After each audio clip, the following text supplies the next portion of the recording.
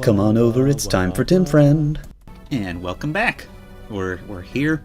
We're in Laos. We're absolutely slaughtering Lord Darren. Is he the Lord, or is he like Uther, where he's like the heir to the Lord? I think he is the Lord. I think that's the truth of it. Let's rescue this boy. Gets us a little affection point. Hooray! I'm calling them affection points for some reason. Probably because I've been playing so much Persona 5, and I don't even call them that in Persona 5, but they're little hearts. It's cute. I'm gonna call them that. One thing I also like, straight out of I think Awakening as well. Maybe it's Fates, but the HP bars that are visible once your unit has taken damage. It's good. It's good stuff, and it shows up on the enemies too. It's nice. It's easy to determine. It's based on flat instead of percentage, so it's even easier to parse like the exact amount of HP that you have. So like as using Harken, since he would gain just massive amounts of HP, his like damaged HP bar would still be like fucking blue because he just had that much HP. It was good. It's good stuff. Let's move Uther up here. And Madeline will be behind them. Should be okay. 1, 2, 3, 4. Yeah. 1, 2, 3, 4, 5, 6, 7. I don't think the Vanguard can get to us in this position because the fighter took the forest. Which is very polite of him. Hey, strength and speed. But you can see that his defense stat is getting a pinkish orange tinge because he hasn't gained any points of defense in his level ups. He's still, his base is so high that it almost doesn't matter, but I'd still like him to get more defense, because we gotta cart him all over the place to get what we want out of him. We can have Isadora use a slam sword, because we don't want to miss, because fighter took forest. Boop! And we've already seen Isadora miss, like a 93% chance to hit, so fuck that. Ain't gonna deal with that shit no more. Let's have a claymore, so that Uther can slaughter these horse boys. And we'll have Marcus start rolling up, so we can kill the mercenary behind him. Have Eagler top off Isadora. It gets him a single point of experience, but I mean, whatever. I should have had him sacrifice on Marcus. It would have gotten him even more affecciones. If you watch carefully, you can see Uther's damage, accuracy, and crit go up after he takes a big enough hit. Like, let's watch this. Boop. That was 1 damage, so that didn't do shit. But if you go back and look at the Vanguard attacking him, Uther started out being able to deal 1 damage to him, or 17, and ended up being able to do 18 damage to him. It was nice. It's good stuff. It's Uther's Guts ability coming into play mid-fight. It's clever. Yeah, good job, Marcus. And we'll have Eagler come around and sacrifice for Marcus. Get some affection points.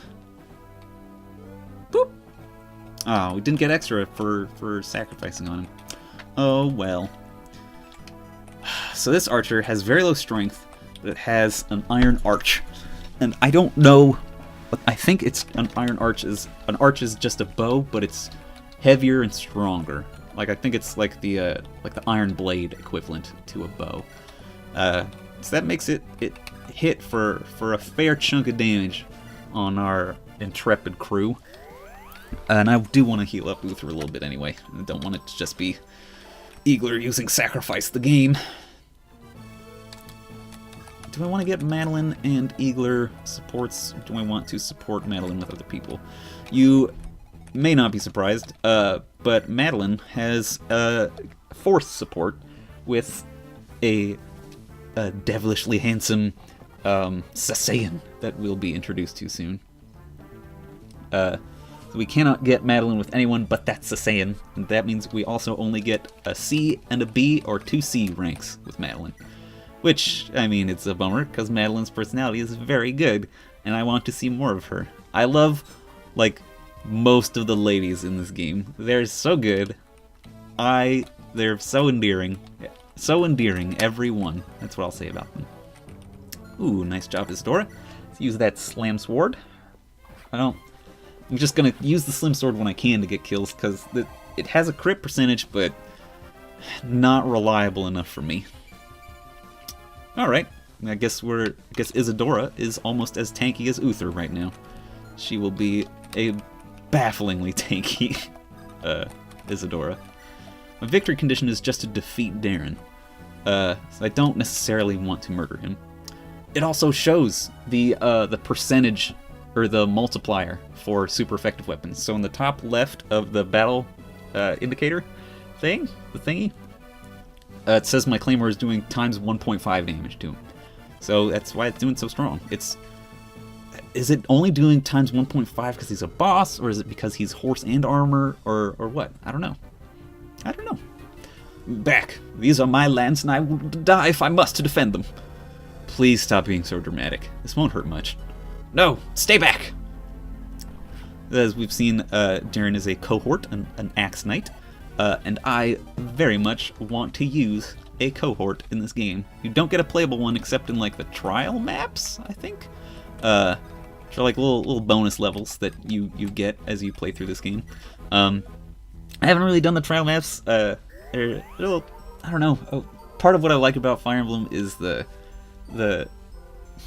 continuity of it, I guess.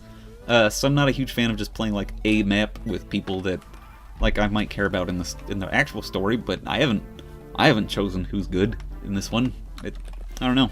They just don't do it for me, you know? And that's fine. Never to each their own. If you've watched my channel for long enough, you know that I don't give a shit if you like things or don't like things. Because I like things, and that's good enough for me.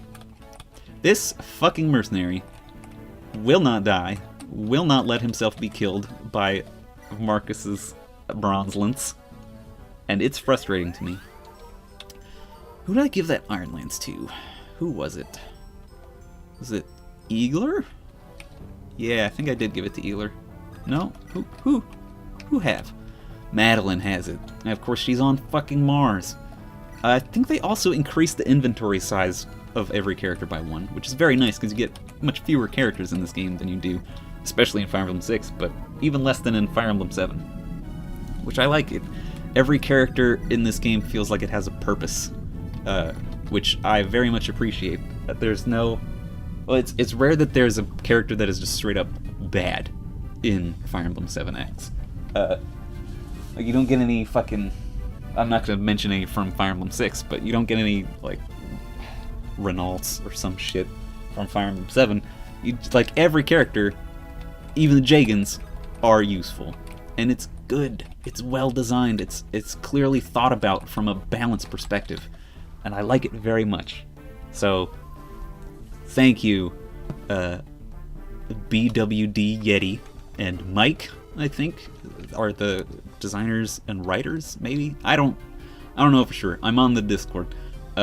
So I think just Yeti.